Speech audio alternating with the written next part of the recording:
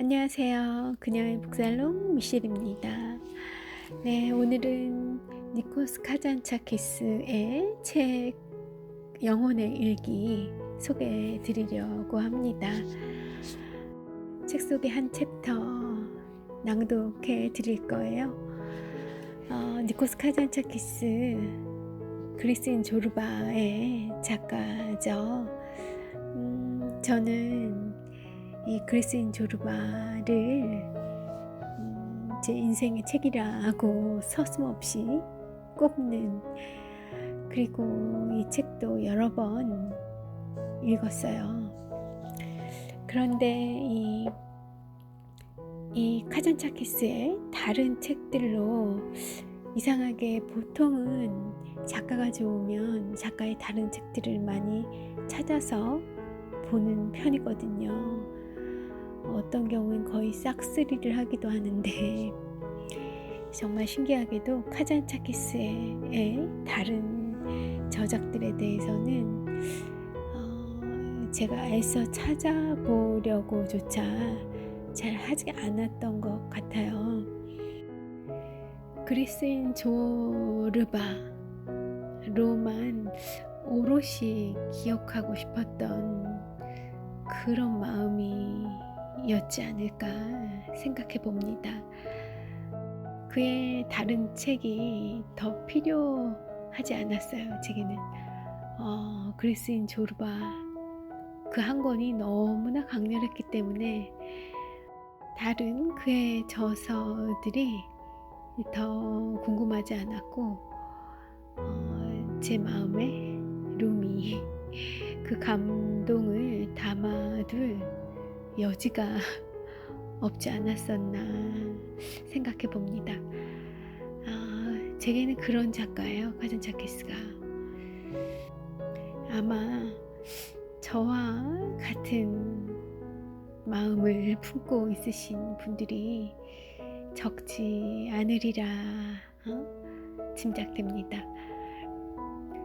읽어드릴 챕터의 제목은 영원한 우상 조르바라고 붙어 있어요. 이 책은 영혼의 자서전이라고 니코스 카잔차키스가 남긴 본인의 자서전이 한글로 번역된 게 여러 권으로 구성이 되어 있는데, 그 중에서 일부들을 발췌해서 한 권으로 좀 이렇게 짧게 엮어놓은 책이지 싶어요. 그래서 영혼의 자서전이라는 원래의 제목을 쓰지 않고 영혼의 일기라고 이름이 붙어 있습니다. 그가 남긴 편지, 일기, 에세이 이런 것들이 들어 있고요. 뒷부분에는 카잔차키스의 두 번째 부인이 그의 집필을 도왔거나 타이피스트 역할을 했거나 그녀가 덧붙인 그런 글들도 조금 포함되어 있어요. 영원한 우상 조르바.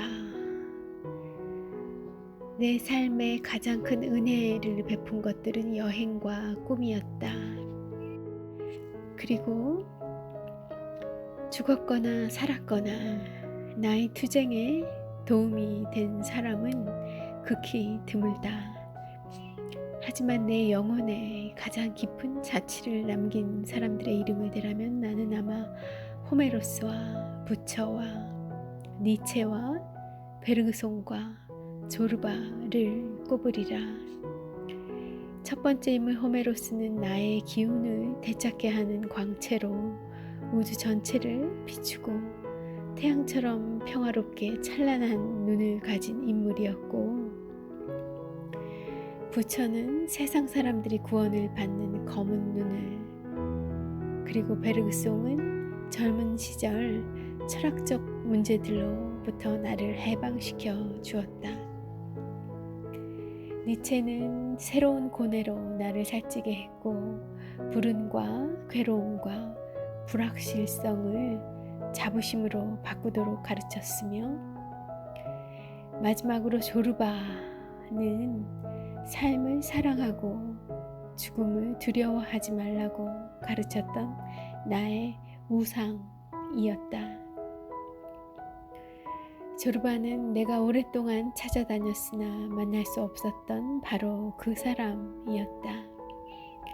그는 살아있는 가슴과 커다랗고 푸짐한 언어를 쏟아내는 입과 위대한 야성의 영혼을 가진 사나이. 아직 모태인 대지에서 탯줄이 떨어지지 않은 사나이였다. 조르바는 학교 문 앞에도 가보지 못했고 머리는 지식의 세례를 받은 일이 없다. 하지만 그는 온갖 풍상을 다 겪은 사람이다.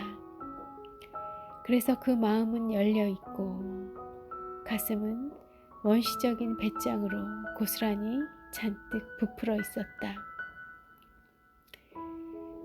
우리가 복잡하고 난해하다고 생각하는 문제를 조르바는 칼로 자르듯 알렉산드로스 대왕 고르디오스의 매듭을 자르듯이 속 시원하게 풀어냈다. 굶주린 영혼을 만족시키기 위해 오랜 세월에 걸쳐 책과 선생들에게서 받아들인 영양분과 겨우 몇 달 사이에 조르바에게서 얻은 꿋꿋하고 용맹한 두뇌를 돌이켜보면 나는 격분과 쓰라린 마음을 견디기가 힘들다. 그가 나에게 한 말과 나를 위해 그가 추었던 춤과 갈탄을 찾는답시고 수많은 노무자들과 크레타 해안에서 6달 동안 땅을 파며 지내던 그 무렵 그가 나를 위해 연주한 산투리를 회상하면서 나는 어찌 가슴 벅찬 흥분을 느끼지 않을 수 있겠는가. 우리들은 두 사람 다 그 현실적인 목표가 세상 사람들의 눈을 속이기 위해 먼지를 피우는 일임을 잘 알던 터였다.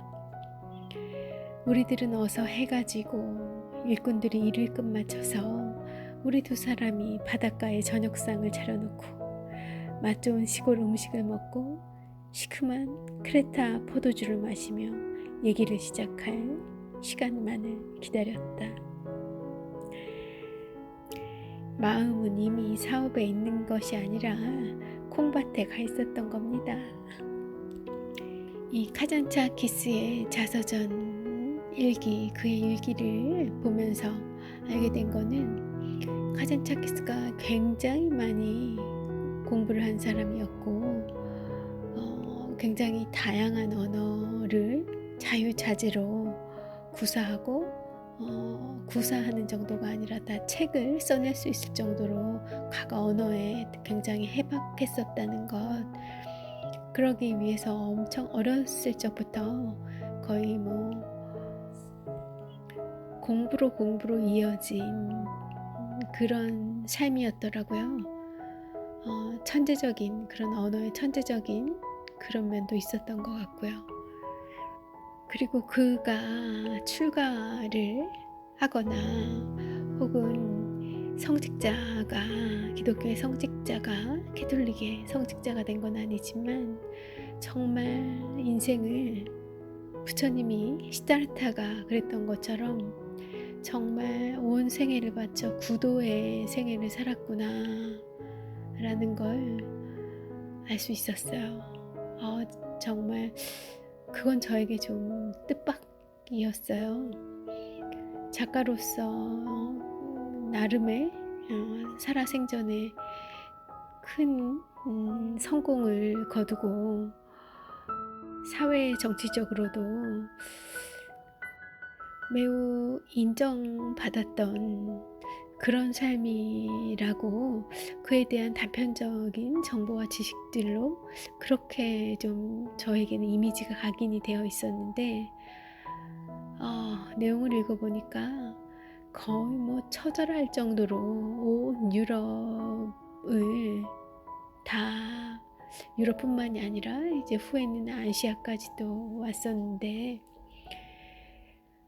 그가 그 시대에 어디 한 곳에 머무르지 않고 끊임없이 전 유럽을 그렇게 방랑? 탐험은 아니고 방랑이라고 해야 되나요? 그랬던 그의 여정을 보면 와, 정말 놀랍더라고요. 그런 인생을 살았어서 그리스인 조르바라는 그런 보석 같은 책을 우리 인류에게 후대에게 남겨줄 수 있었지 않았나 하는 그런 고맙고 감사한 마음이 다시 한번 들었답니다. 절대적으로 밝고 즐겁고 행복하고 따뜻한 그런 기운과는 정반대에 있는 그 일생을 살아내고서 어떻게 이렇게 삶에 대한 예찬, 긍정이 가득 담긴 그리스인 조르바 같은 작품을 나올 수가 있었을까? 그게 또 그리스의 정기를 타고났기 때문은 아닐까 생각도 해보고요. 마저 읽어드릴게요.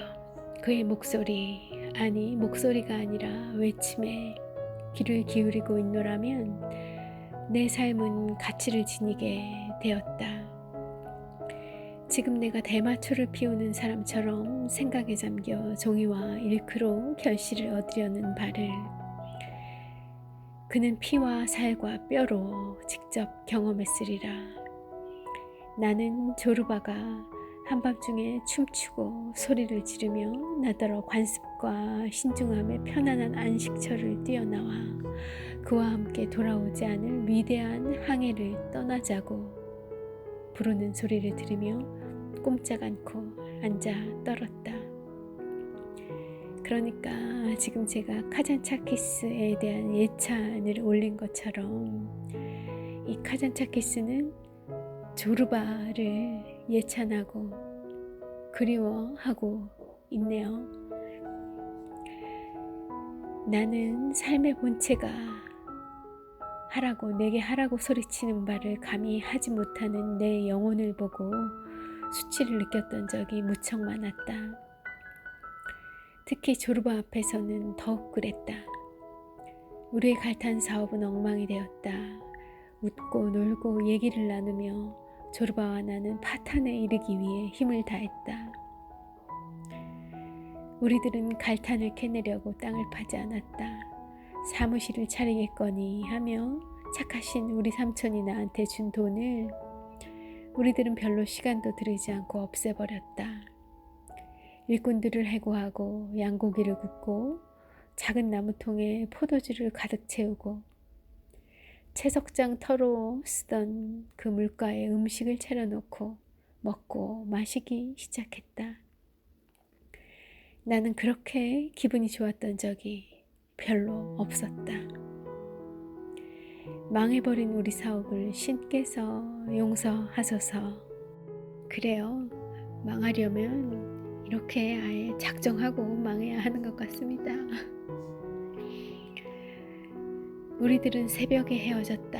나는 다시 조르바 말대로 잉크와 종이로 돌아갔고 조르바는 북쪽으로 가서 세르비아의 자리를 잡고 마그네시아 광맥을 찾아내 여러 유지들을 끌어들이고는 나를 끌어들였듯이 여러 유지들을 끌어들이고는 연장을 사들여 일꾼들을 모집하고 다시 갱도를 파 들어가기 시작했다.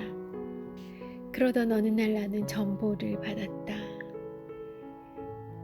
이렇게 쓰여 있었어요.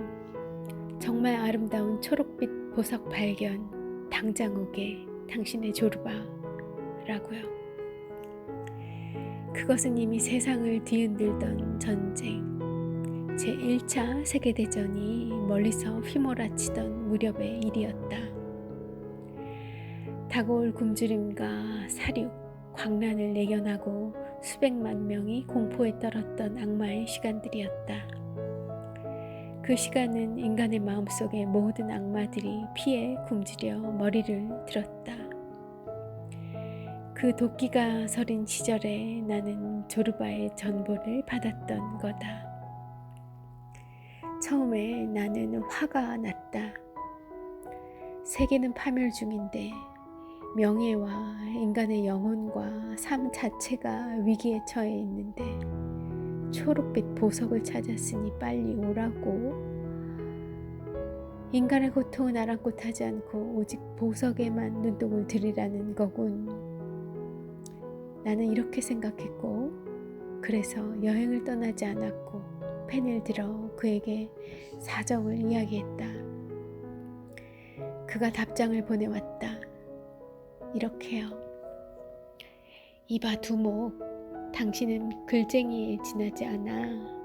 이곳에 왔더라면 아름다운 초록빛 보석을 구경할 수 있는 일생에 단 한 번뿐인 기회를 놓쳤군. 가끔 나도 할 일이 없어 혼자 앉아있으면 지옥이 있느냐 없느냐 궁리를 해보지. 하지만 어제 편지를 받고 보니 글쟁이들에게는 진짜로 지옥이 있다는 생각이 들어 라고 조르바에게서 답장이 왔던 겁니다. 나의 먹물군성을 비판한 그의 조르바의 글을 읽고 나는 웃었다.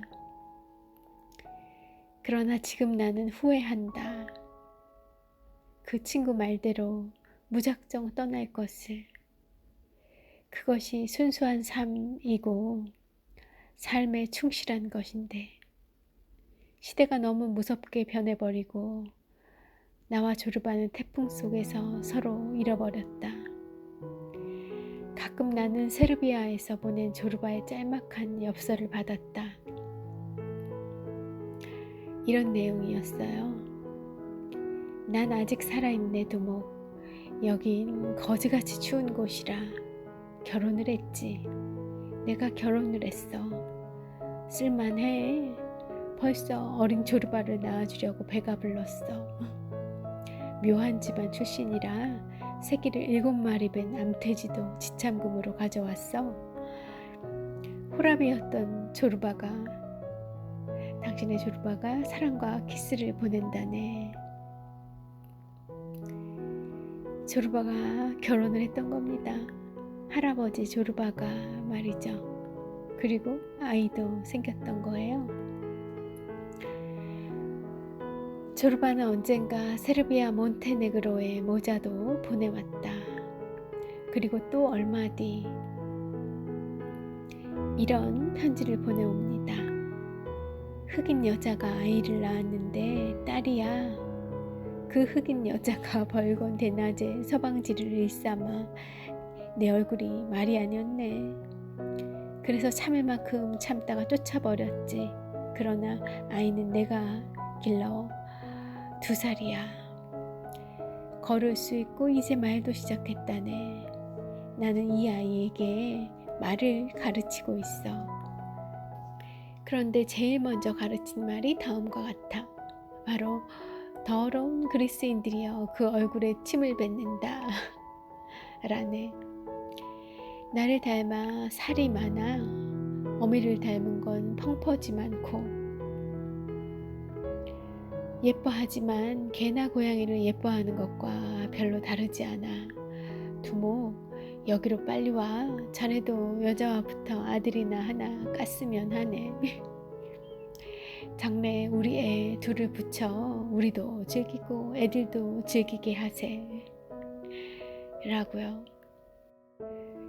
이 두목이 조르바를 그리워하고 사랑했던 만큼 조르바 역시 이 두목을 얼마나 다시 만나고 싶어 했는지 그 마음이 느껴지시죠? 여러분에게는 그런 사람 있을까요? 저에게도 한두 명 고등학교 때, 대학교 때 친구들이 스쳐 지나가네요. 이 카잔차키스의 영혼의 일기, 영혼의 자서전 속에는 그와 정말 진한 우정을 나누었던 여러 인물들이 나와요. 그 우정이 너무 부럽더라고요. 요새의 그 얄팍해진 우정과는 굉장히 결이 많이 다른 어떤 정말 깊은 정신적인 교감을 했던 그런 카잔차키스의 인생의 벗들이 참 부럽더군요. 카잔차키스의 와이프하고도 그랬지만 그 벗들도 그가 그 유럽 대륙을, 그 광활한 유럽 대륙을 서쪽 끝에서 동쪽 끝으로, 북쪽 끝에서 남쪽 끝으로 그런 여정 속에서 만난 다른 나라의 다른 땅의 문인들도 있었고요. 그런데 그 실제로 만났던 순간들, 만나서 같이 보낸 시간들은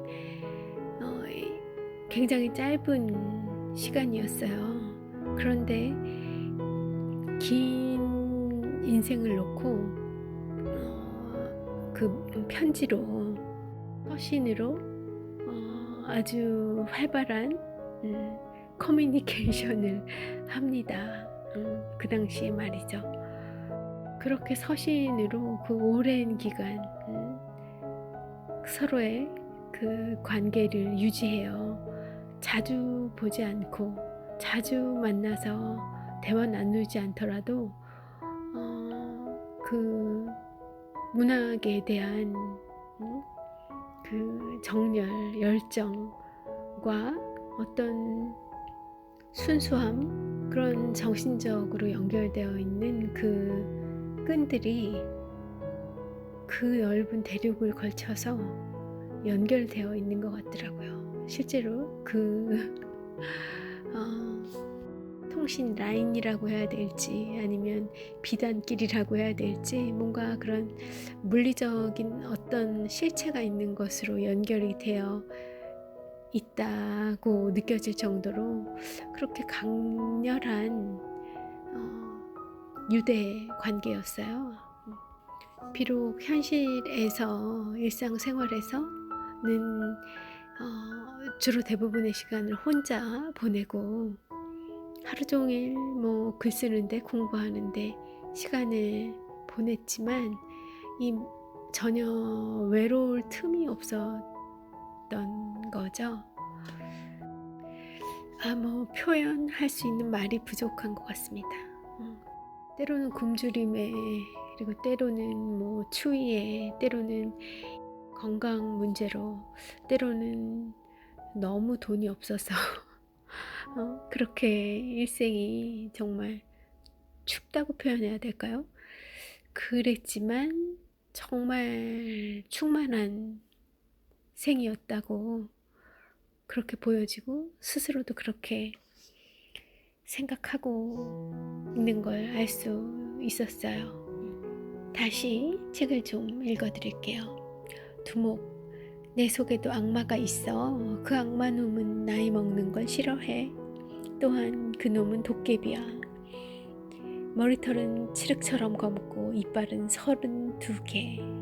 귀에다 빨간 카네이션을 꽂고 다녀. 그런데 내 안에 또 다른 놈이 하나 있어. 그 놈은 참 불쌍도 하지. 시들어 주름살이 생긴 데다 이는 빠져나가고 커다란 귀에는 늙으면 나오는 흰 털이 늘어 영락없이 길쭉한 당나귀 귀가 되었지. 두목, 이런 조르바가 무엇을 할 수 있겠어? 언제까지 이 두 개의 조르바가 싸우지? 그런데 어디가 이길까? 두목, 당신도 항상 두 개가 서로 싸운다며 그런 대화를 했었던 거죠. 내 안에 두 개의 나가 있어서 그 두 내가 서로 싸운다고요. 조르바는 그 말을 기억했다가 이제 좀 더 나이가 들어서 내 안에 조르바 속에도 두 자아가 싸우고 있음을 발견하게 되었다는 얘기를 하고 있는 거예요. 젊음의 에너지를 아직도 불사르고자 하는 그런 도깨비 같은 나와, 그리고 이제는 머리도 휘고 쪼글쪼글해진 그런 아무것도 하기 싫은, 할 수 없을 것만 같은 그런 노인의 조르바, 그 둘이 모두 내 안에 공존하고 있다는 이야기를 하고 있는 거죠.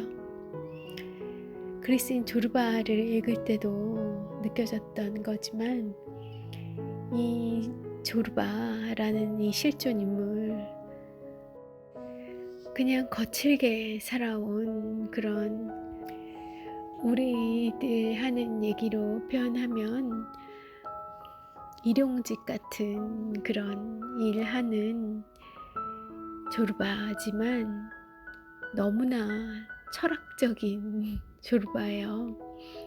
철학을 갖고 노는 수준의 달관한 경지에 이른 그런 남자죠. 그리고 한참 서로 연락이 없다가 나의 오랜 방황을 마치고 집으로 돌아오자 슬픈 편지가 하나 와 있었다. 나는 지적 교만에 가득 찬 나머지 허영으로 들떠 있었고 그는 삶에 충실했던 것이다. 와 있던 편지의 내용은 이렇습니다. 나는 마을 학교의 교장이요. 이곳에서 마그네시아 광산을 운영하던 알렉시스 조르바가 지난 일요일 저녁 6시에 죽었다는 것을 알려주려 이 편지를 씁니다. 그는 임종의 고통을 겪는 순간 나를 불러 말했어요. 선생님, 나는 그리스에 친구 한 사람이 있어요. 내가 죽은 다음 그에게 편지를 써서 내가 죽었으며 마지막 순간까지 정신이 말짱했다고, 그리고 끝까지 그를 생각했다고 전해주세요. 그리고 내가 어떤 행동을 하던 후회하지 않는다고, 그리고 어떤 신부가 나를 위해 기도하려 한다면 저주나 받고 꺼져버리라고 해요. 나는 살아가며 별짓을 다 해보았지만 사실은 별로 한 것이 없다고. 나 같은 사람은 1000년을 살아야 한다고. 조르바가 이런 말을 끝으로 남기고 눈을 감았어. 그럼 이만 안녕히 라고 조르바의 부음을 전해오는 편지가 와 있었던 거죠. 나는 몇 달 동안 그의 소식을 듣지 못해도 별로 걱정하지 않았다. 그는 불멸할 것이라고 나는 믿었기 때문이다. 그날 밤 나는 잠을 자지 못했다.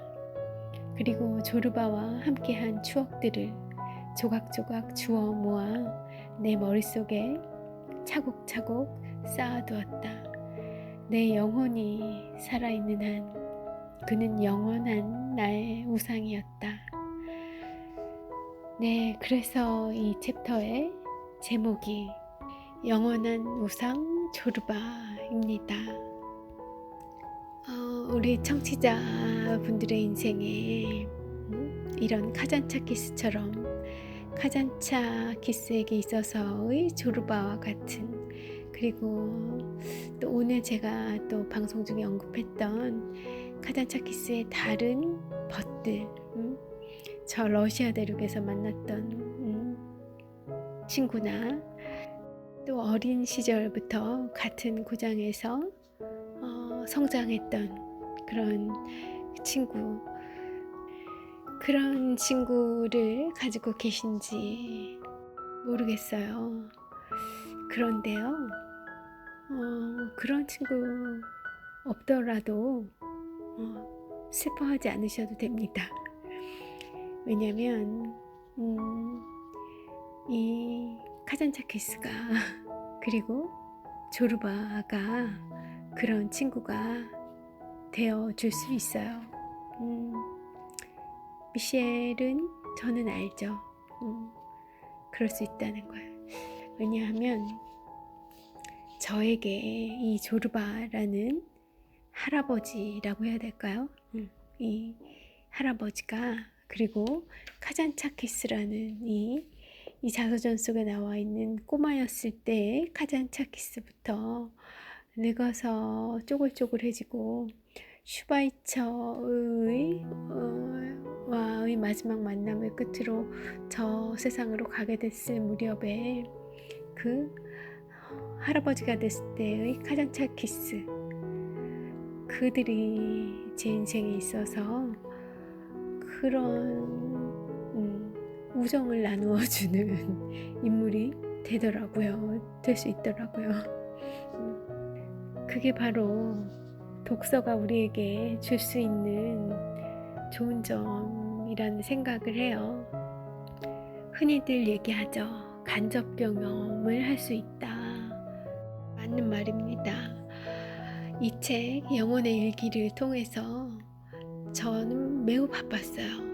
이 책을 보면서 이 카잔차키스가 다녔던 길을 같이 쫓아다니느라고 저 스페인 끝에서 러시아 저쪽 그 동쪽 끝까지 블라디보스토크까지 다녀오느라 저 스웨덴, 핀란드, 영국,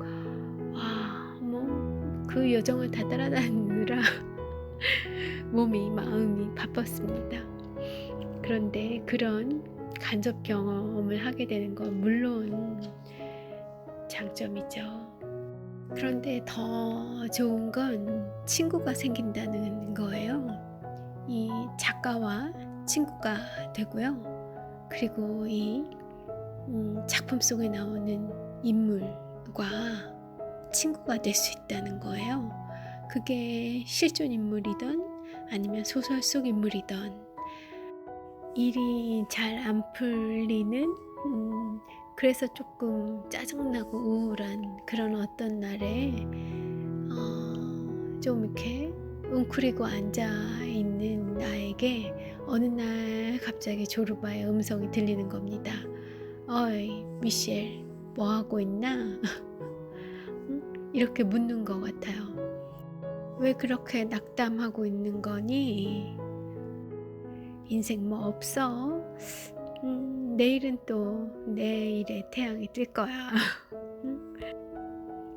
뭐 어쩌겠어 하고 배짱 있게 나가봐. 뭐 오늘은 그냥 때려치우고 집에나 들어가. 뭐 이런 식으로 조르바가 저한테 얘기를 하고 있는 거예요. 제게는 그런 친구들이 많이 있답니다. 여러분도 그런 유명 인사들을 친구로 만들게 되는 그런 경험을 좋은 책들과 만나면서 하시게 되기를 바래 볼게요. 네, 오늘 반가운 조르바를 만나봤습니다.